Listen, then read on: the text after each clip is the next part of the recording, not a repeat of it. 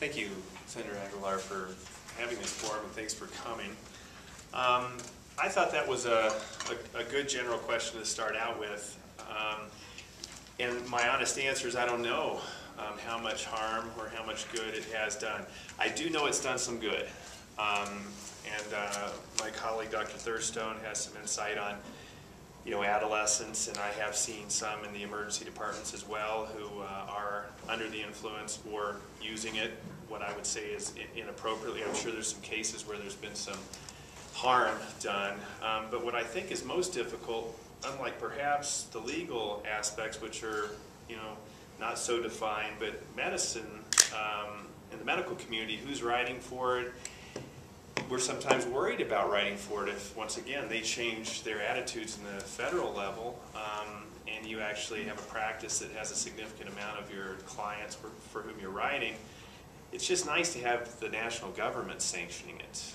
And so I think a lot of doctors are afraid to get involved, and therefore the medical community isn't really involved in medical marijuana. So I think that's one of the most difficult situations at this point in time. There's very few doctors writing for it, and I don't think that says anything more than there's just a lot of doctors that are uncomfortable with it.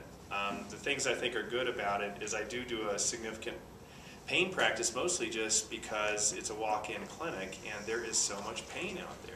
And there's a lot of anxiety, and there's a lot of depression, and there's a lot of just multiple diagnoses that sort of cluster together around those. And I know some people that have had tremendous success, and the thing that I hope can be done is our solutions for pain right now are very, I'm not a big fan of them. I think OxyContin and oxycodone and hydrocodone and all those medications, I've resuscitated people who about died from them.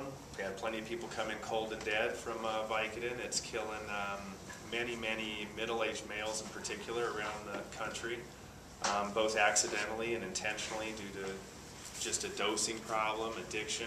So if medical marijuana can offer something to people and allow them to not use those medications as much, or use them less, certainly less toxic doses because the liver metabolizes them and gets used to them, I think that's where I sort of have some hope for this.